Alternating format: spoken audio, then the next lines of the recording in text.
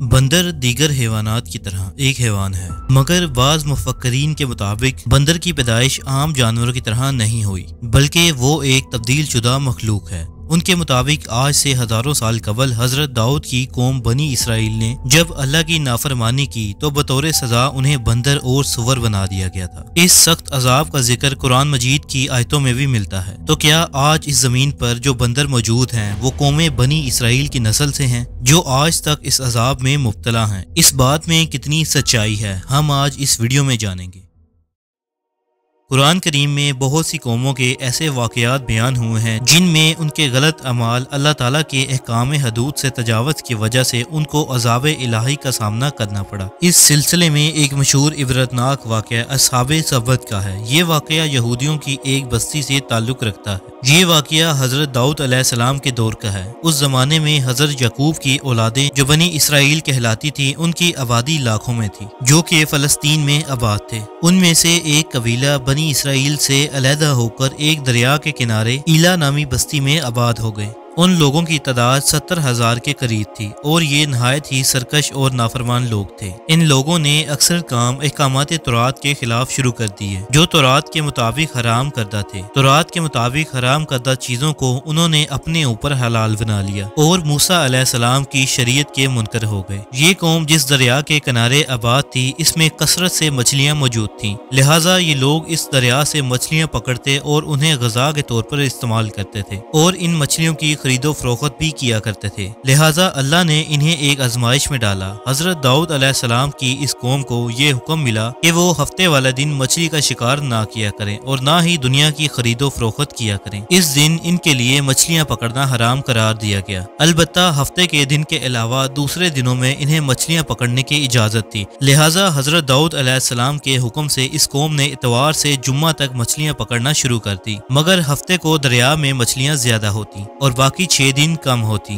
ہفتے کے دن جب بھی حضرت داؤد علیہ السلام کی قوم دریا کے پاس آتی تو انہیں زیادہ مچھلیاں دیکھ کر ان کا دل بے ایمان ہو جاتا۔ شیطان نے ان کے اس لالچ کا فائدہ اٹھا کر ان کو اکسانا شروع کر دیا اور انہوں نے سوچ لیا کہ ہفتے کو وہ دریا میں جال لگا دیا کریں گے اور اتوار کو پکڑ لیا کریں گے۔ اس طرح کچھ لوگوں نے جال لگا لیے اور کچھ لوگوں نے چھوٹے چھوٹے ہوز گھر تک بنا لیے اور اس ہوز کا دریا تک راستہ بنا دیا۔ ہفتے کے دن جب مچھلیاں ان ہوز اور جال میں آ جاتی تو وہ اسے پکا کر کھا لیتے۔ اسی بستی میں اللہ کے کچھ نیک بندے بھی موجود تھے جو کہنے لگے، اے لوگو، اللہ نے ہفتے کے دن شکار کرنے سے منع کیا ہے۔ یہ جو تم جال پھینکتے ہو یا چھوٹے چھوٹے تالاب بناتے ہو، ان میں ہفتے کے دن اگر مچھلی پھنستی ہے تو یہ شکار ہفتے کے دن کا ہوگا۔ اللہ کے عذاب سے ڈرو، اللہ کی نافرمانی نہ کرو۔ وہ لوگ ان لوگوں کا مذاق اڑانے لگے کہ ہماری جو مرضی ہوگی ہم وہ کریں گے۔ تو یوں اللہ کے ان نیک بندوں نے بستی کے بیچ میں ایک دیوار کو کھڑا کر دیا اور یہ حکم نافذ کیا کہ اللہ کے نافرمانی کرنے والے اس طرف ہو جائیں اور ہم جو اللہ کے فرما بردار ہیں وہ دوسری طرف رہیں گے۔ وہ سارے لوگ بار بار ان سے کہتے رہے، اے لوگو، اللہ سے ڈرو۔ قوم سمود اور قوم لوط کا جو حشر ہوا اس کو یاد کرو اور اللہ کی نافرمانی نہ کرو، ورنہ تم پر بھی کوئی عذاب آ جائے گا۔ وہ سارے نافرمان جن کی تعداد 12,000 کے پاس تھی سب ہنستے رہے اور کہنے لگے، یہ تو سب کتابی باتیں ہیں، ہم پر کوئی عذاب نہیں آئے گا۔ بس جیسے ہی وہ گروہ 2 حصوں میں تقسیم ہو گیا، ایک وہ جو اللہ کے فرما بردار تھے اور دوسرے وہ دیوار کے اس طرف تھے، وہ نافرمان پوری رات ہنستے رہے اور مذاق اڑاتے رہے اور اللہ کے خاص بندے دیوار کے اس طرف اللہ سے معافی مانگتے رہے۔ اگلے دن جیسے ہی صبح ہوئی وہ نیک لوگ اٹھے اور انہوں نے محسوس کیا کہ دیوار کے اس طرف سے کسی انسان کی آواز نہیں آ رہی۔ جیسے ہی دیوار کی دوسری طرف دیکھنے لگے تو دیکھا سارے کے سارے لوگ بندر کی شکل میں تبدیل ہو چکے تھے اور بندر کی حرکتوں کو انجام دے رہے تھے۔ ان لوگوں میں سے جو ان کے رشتہ دار تھے انہوں نے ان بندروں کو کپڑوں سے اپنے اپنے رشتہ دار کو پہچانا اور چیخے اور رونے لگے اور اللہ سے معافی مانگنے لگے۔ لیکن اللہ کا عذاب جب آتا ہے تو وہ ہو کر رہتا ہے۔ وہ 12,000 لوگ جو بندر بن چکے تھے کچھ بھی کھا پی نہیں پا رہے تھے اور یوں 3 دن بعد وہ سب اس عذاب میں آ کر ہلاک ہو گئے۔ اللہ کا عذاب بہت ہی سخت ہوتا ہے اور نافرمان اور سرکش لوگوں کے لیے جب عذاب الہی کا فیصلہ ہو جائے تو اللہ کے حکم سے پوری قوم اس طرح ہلاک ہو جاتی ہے کہ وہ آنے والے لوگوں کے لیے ایک عبرت بن جاتی ہے۔ البتہ یہ نظریہ کہ موجود بندر ان بندروں کی اولادیں ہیں جن پر یہ عذاب آیا تھا، یہ غلط ہے، کیونکہ ان سے پہلے بھی دنیا میں بندر موجود تھے، اور صحیح روایتوں کے مطابق بنی اسرائیل کی یہ قوم جب بندر میں تبدیل ہو گئی تھی تو 3 دنوں تک یوں ہی زندہ رہیں اور پھر روتے روتے ساری قوم مر گئی تھی، لہٰذا اس کی نسل آگے نہیں بڑھی۔